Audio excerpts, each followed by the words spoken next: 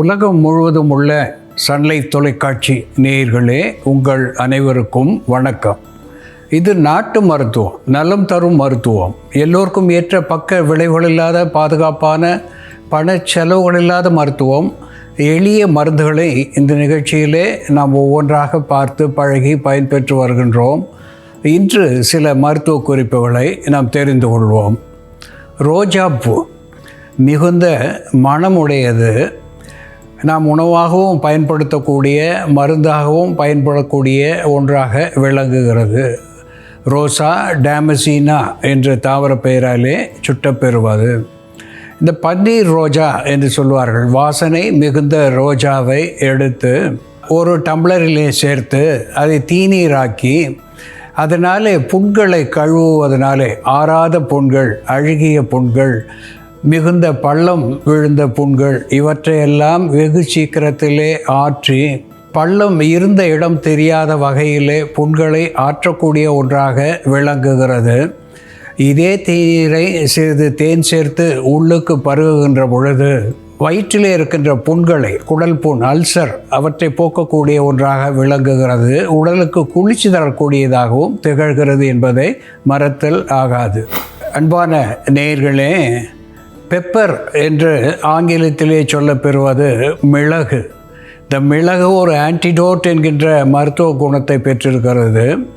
அது மட்டுமல்லாமல் பல்வேறு தாது உப்புக்களை அது பெற்றிருக்கிறது. இந்த மிளகை எடுத்து நெருப்பிலிட்டு நன்றாக எரிய விட்டு பின் அதை சாம்பலாக்கி வைத்துக்கொண்டு 1 கிராம் முதல் 2 கிராம் அளவு மிளகு சாம்பலோடு தேன் சேர்த்து உள்ளுக்கு அந்தி சந்தி என்று இருவேளை பருகு வருகின்ற நிலையிலே நீண்ட நாட்பட்ட வீக்கல், அடிக்கடி வருகின்ற வீக்கல் இவற்றையெல்லாம் போக்கி உடலுக்கு ஆரோக்கியம் தருவது மட்டுமல்லாமல் தொண்டையிலே இருக்கின்ற தொல்லைகளையும் போக்கக்கூடியதாக விளங்குகிறது இந்த மிளகு தேனும் என்பதை மறத்தல் ஆகாது.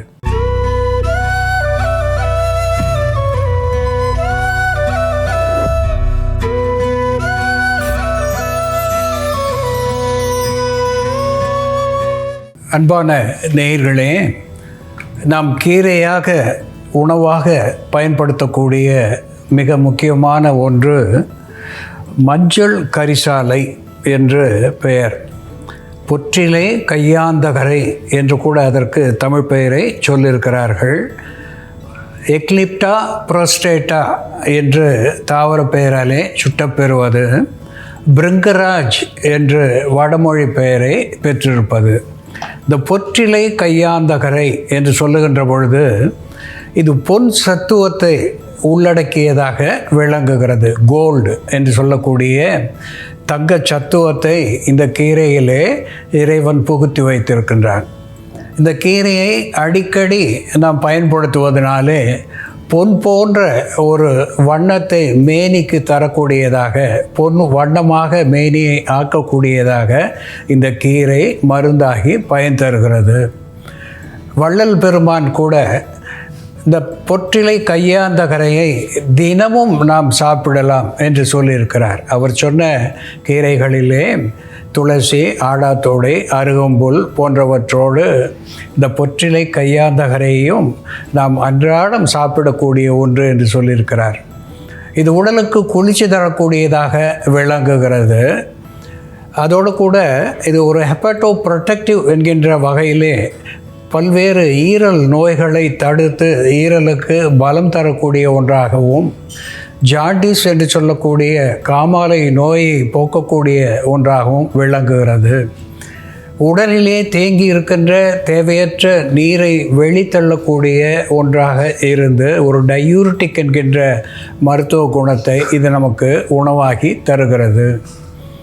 ஒரு மைல்டு லாக்ஸேட்டிவ் என்கின்ற வகையிலே இந்த கீரையை நாம் உணவாக பயன்படுத்துகின்ற பொழுது ஓரிரு முறை மலம் கழிக்கக்கூடிய, எளிதாக மலத்தை வெளித்தள்ளக்கூடிய ஒரு உணவாக இது விளங்குகிறது.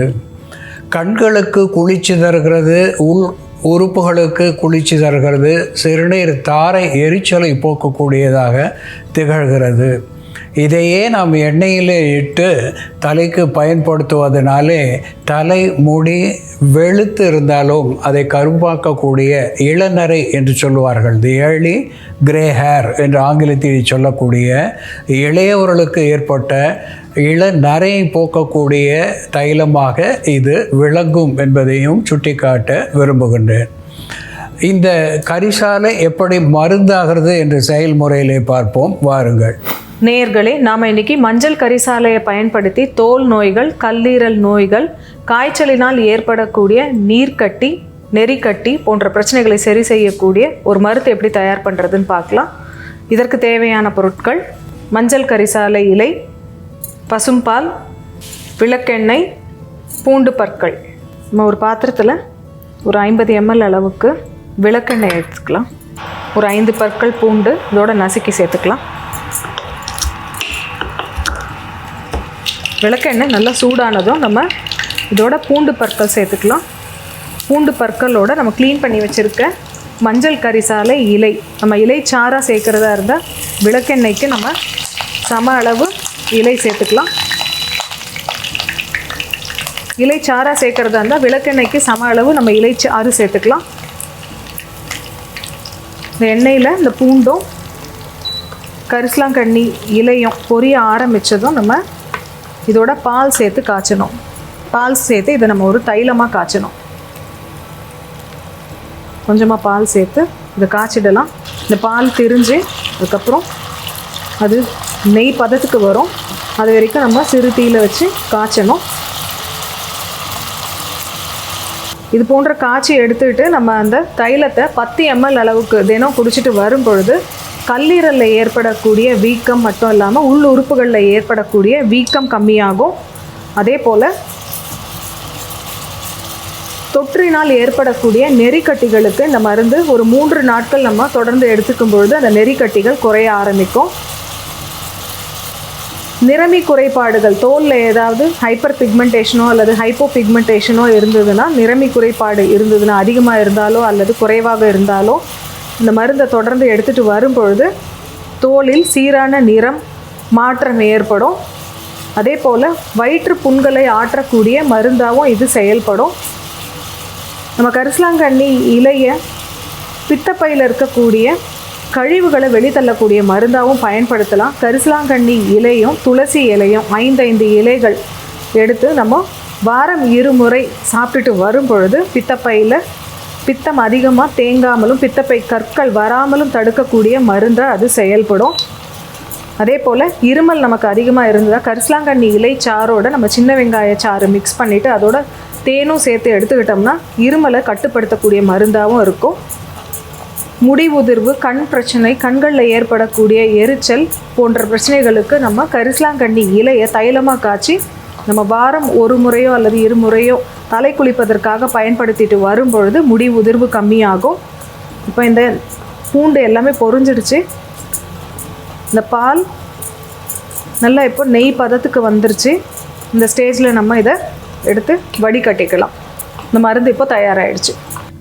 கரிசலாங்கண்ணி இலைகள் மற்றும் பூண்டு சேர்ந்த அந்த தைலத்தை நம்ம இப்போ வடிகட்டிடலாம். இந்த நெய்யை நம்ம உள்மருந்தாகவும் பயன்படுத்தலாம். அதே போல் தோல் நோய்களுக்கு, தோலில் ஏற்படக்கூடிய வறட்சி, புண்கள் போன்ற பிரச்சனை இருந்ததுன்னா வெளிப்பூச்சி மருந்தாகவும் பயன்படுத்தலாம். கரிசலாங்கண்ணி இலை, பசும்பால், விளக்கெண்ணெய் மற்றும் பூண்டு சேர்ந்த இந்த மருந்தை 10 ml அளவுக்கு வெந்நீரில் கலந்து தினமும் பருகிட்டு வரும் பொழுது உள்ளுறுப்புகளில் ஏற்படக்கூடிய வீக்கத்தை கரைக்கக்கூடிய மருந்தாகவும், கல்லீரல் நோய்கள், தோல் நோய்களை தீர்க்கக்கூடிய மருந்தாகவும் இது செயல்படும். அன்பான நேயர்களே, கரிசலாங்கண்ணி என்கின்ற கீரை, எக்லிப்டா ப்ரோஸ்டேட்டா என்ற ஆங்கில பெயரை பெற்றிருக்கின்ற இந்த கீரையை நாம் உணவாக பயன்படுத்துகின்ற பொழுது மருந்தாகிறது. அகத்தியர் தன்னுடைய பாடலிலே சொல்லியிருக்கிறார், குரல் கம்மல் காமாலை குட்டமொடு சோபை உற்ற பாண்டோடு பன்னோயும் ஒழியும் என்று அகத்தியர் சொல்லியிருக்கிறார். குரல் கம்மல், தொண்டை கட்டு, தொண்டை கரகரப்பு என்பது போய் நல்ல ஒரு குரல் வளத்தை தரக்கூடியதாக இது திகழ்கிறது. காமாலை என்று சொல்லக்கூடிய கல்லீரல் மண்ணீரல் கேட்டினாலே ஏற்படுகின்ற பித்த உபரியினாலே ஏற்படுகின்ற நோய்களை நீக்கக்கூடியதாக விளங்குகிறது. குட்டம் என்று சொல்லுகின்ற பொழுது குஷ்டம் என்று வடமொழியிலே சொல்லுவார்கள். குறைபாடு என்று பொருள். அதை நாம் லெப்ரசி என்று சொல்லுகின்ற ஒரு நோய்க்கு மட்டும் அந்த வார்த்தையை பயன்படுத்துகின்றோம். அது மட்டுமல்லாமல் உடலிலே எந்த குறைபாடாக இருந்தாலும், அதாவது வண்ணத்திலே குறைபாடு, அதிகமான கருப்பு நிறம், இந்த மெலனின் அதிகமாக உற்பத்தியாகி இருப்பது, அல்லது உற்பத்தி ஆகாமல் வெள்ளை நிறம், விட்டிலிகோ லியூகோடெர்மா என்கின்ற நிலையை தருவது, இப்படிப்பட்ட குட்டத்தை போக்கக்கூடிய, குறைபாடுகளை போக்கக்கூடிய ஒரு மருந்தாக விளங்குகிறது. பாண்டு என்று சொல்லுகின்ற பொழுது உடலிலே தேங்கி இருக்கின்ற நீர், அதோடு கூட உடல் வெளுத்து இருக்கின்ற நிலை, ஹீமோகுளோபின் என்று சொல்லுகின்ற அளவு குறைவது, உடலிலே நீர் தேங்கி இருப்பது, இவை இரண்டையும் போக்கக்கூடிய ஒன்றாக விளங்குவது மட்டுமல்லாமல் பல நோய்களையும் போக்கக்கூடியதாக இந்த கரிசலாங்கண்ணி விளங்குகிறது என்று அகத்தியர் குணப்பாட நூலிலே சொல்லியிருக்கின்றார். தேரன் வெண்பா என்கின்ற பாடலிலே திருவுண்டாம் மேலே உருவுண்டாம் என்று சொல்லியிருக்கின்றார். திரு உண்டாகும், தெய்வத்தினுடைய கடாட்சம் உண்டாகும். மேலே உண்டாம் என்று சொல்லுகின்ற பொழுது அழகான உருவம், அதாவது கந்தர்வனுடைய உருவத்தை, தெய்வ கன்னிகைகளுடைய உருவத்தை தரக்கூடியதாக விளங்குகிறது. ஞானத்தை தெளிவாக தரக்கூடிய ஒன்றாக இந்த கரிசாலை விளங்குகிறது என்று தேரையர் சொல்லியிருக்கிறார். நல்ல பொலிவு ஏற்படுகிறது, நல்ல அறிவு ஏற்படுகிறது, நல்ல ஞானம் என்கின்ற நிலையை இது தருகிறது என்று தேரையர் சொல்லியிருக்கிறார். இந்த கரிசாலையை நாம் அடிக்கடி பயன்படுத்துவதனாலே உடலுக்கு குளிர்ச்சி தருவது மட்டுமல்லாமல் தேவையான இரும்பு சத்துவத்தையும் தங்க சத்துவத்தையும் இது தந்து பொன் போல மேனியை விளக்குகிறது. கண் பார்வையை கூர்மைப்படுத்துகின்ற ஒன்றாக இது திகழ்கிறது. கல்லீரல் மண்ணீரல் நோய்களுக்கு ஒரு மருந்தாகி அல்லது தடுப்பு மருந்தாக, ப்ரிவென்டிவ் மெடிசனாக இது நமக்கு பயன் தருகிறது. இது சிறுநீர் தாரையில் இருக்கின்ற எரிச்சலை போக்கி நல்ல ஒரு குளிர்ச்சி தன்மையை தரக்கூடியதாகவும் விளங்குகிறது. புறமருந்தாக பயன்படுத்துகின்ற பொழுது தலைமுடியை வளமாக்கக்கூடிய ஒன்றாக திகழ்கிறது. இங்கே பூண்டோடு விளக்கெண்ணெய் சேர்த்து கரிசாலையை சேர்த்து இங்கே ஒரு தைலமாக நாம் வைத்திருக்கின்றோம்.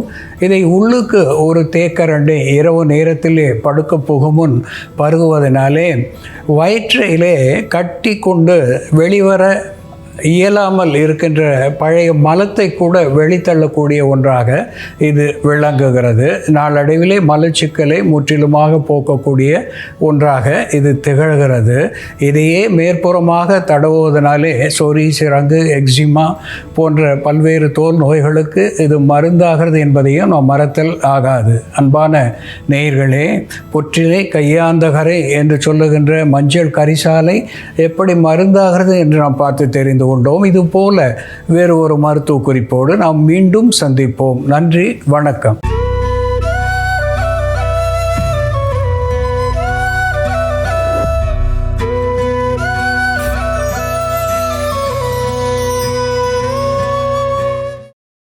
இன்னும் பல வீடியோக்களை காண சன் லைஃப் சேனலை சப்ஸ்கிரைப் பண்ணுங்க.